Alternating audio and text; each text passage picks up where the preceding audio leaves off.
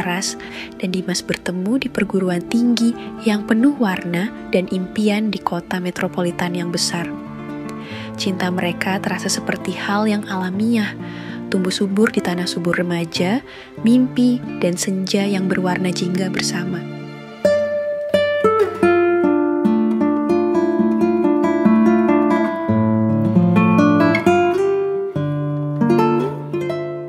Dimas, seorang mahasiswa teknik dengan masa depan yang terlihat jelas di depan mata. Dan Laras, seorang sastrawan muda yang jiwa artistiknya terkadang tampak tidak sesuai dengan realitas kehidupan.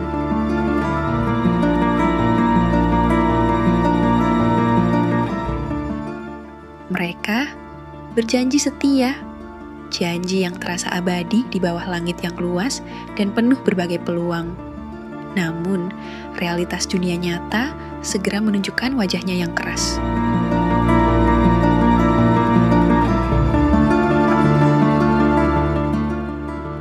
Dimas mendapatkan beasiswa studi doktoral di luar negeri di sebuah universitas ternama.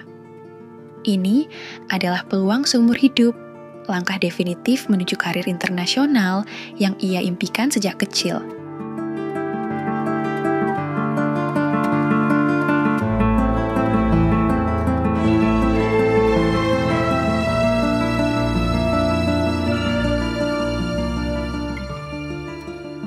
Laras di sisi lain mendapatkan kontrak menulis buku pertamanya, sebuah kesempatan emas bagi sastrawan muda seperti dia, tetapi di sebuah penerbit di kota lain, kota yang jauh dari kota mereka berdua bertemu.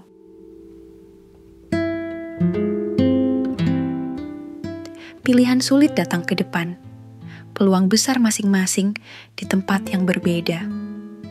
Mereka berdiskusi berjam-jam, malam-malam, di antara buku-buku dan gambar-gambar sketsa masa depan.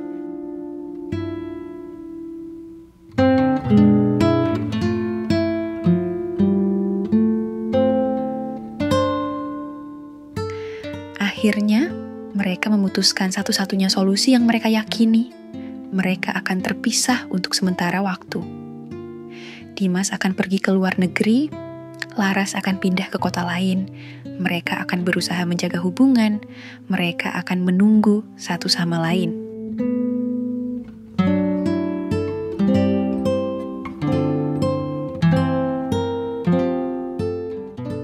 Ini dimulai era pengorbanan.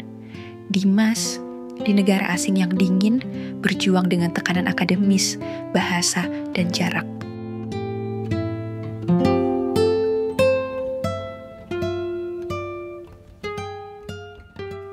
Dia bekerja keras, terlalu keras, untuk tidak hanya menunjukkan dirinya di universitas itu, tetapi juga untuk membuktikan kepadanya sendiri bahwa dia bisa berhasil tanpa Laras di sampingnya.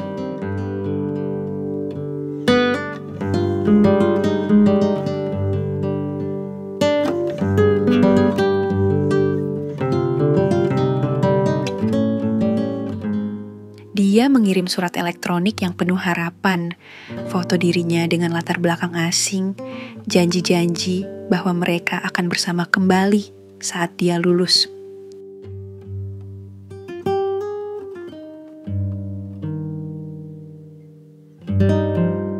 Pengorbanannya adalah masa depan profesionalnya yang ia bangun dengan penuh dedikasi di tanah yang asing demi mimpi bersama Laras di akhirnya.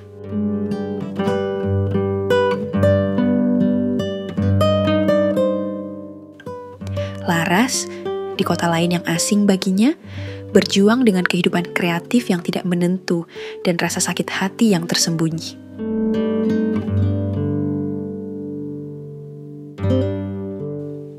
Dia menulis, terkadang dengan aliran air mata. Dia mengorbankan kebahagiaan segera demi karir tulisannya, demi mimpi bersama Dimas di akhirnya.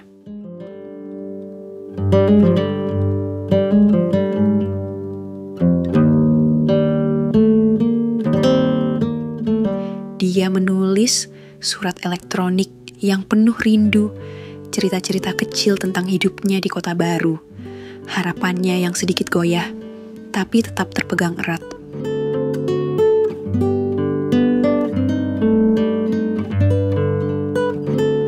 Pengorbanannya adalah kebahagiaan sekarang, kestabilan, dan rasa aman demi mimpi bersama Dimas di akhirnya.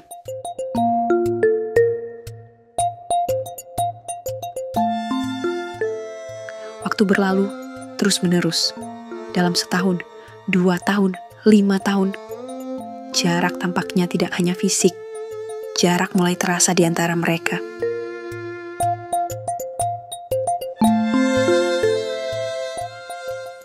Dimas, yang kini sudah memiliki jaringan dan karir di negara asing, merasa kembali ke Indonesia sebagai sesuatu yang sulit dan jauh.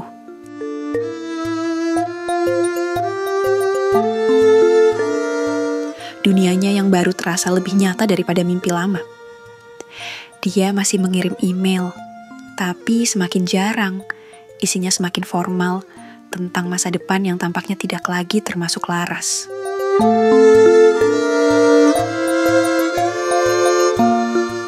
Laras, yang buku pertamanya sukses dan kini menjadi nama yang dikenal di lingkaran sastra, juga terus bergerak. Dia bertemu orang baru, dia hidup, dia tumbuh.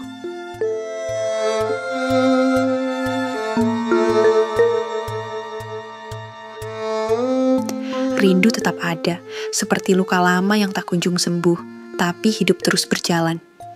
Dia mengerti bahwa Dimas pun memiliki hidupnya sendiri yang terbentuk di tengah ombak waktu dan jarak.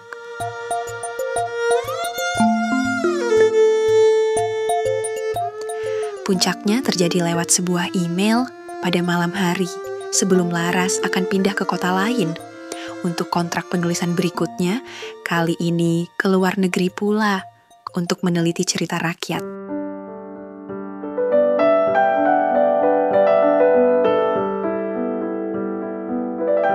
Dimas mengirimkan email panjang. Ia mengucapkan terima kasih atas waktu mereka, mengakui betapa dia telah berubah.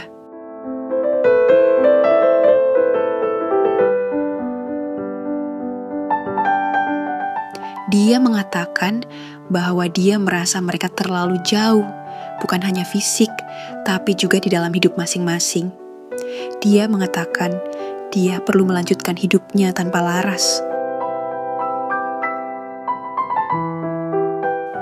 Dia mengakhiri hubungan itu dengan hormat, tapi definitif.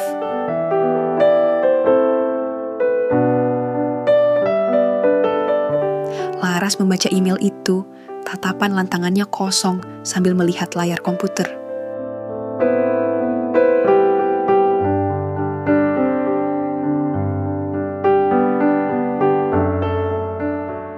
Tidak ada marah, tidak ada protes. Hanya kekosongan mendalam yang terasa seperti lubang hitam sedih di hatinya.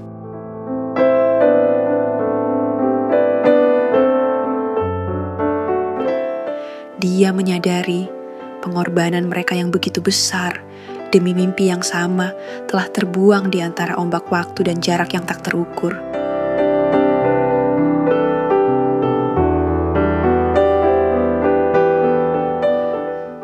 Mereka benar-benar berusaha. Mereka benar-benar mengorbankan apa yang bisa mereka berikan, tetapi hati dan waktu entah bagaimana berpisah jalan.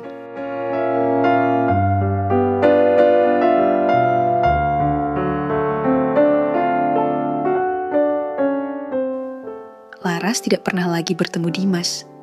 Mereka hidup di dunia yang berbeda, masing-masing membawa jejak cinta yang pernah begitu kuat dan pengorbanan yang begitu besar.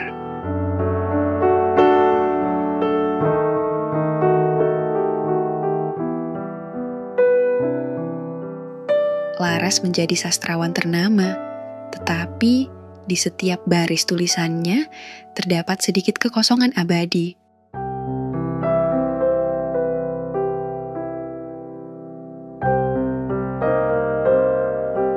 Dia pernah punya mimpi tentang masa depan bersama Dimas, mimpi yang ia bangun dengan pengorbanan berat.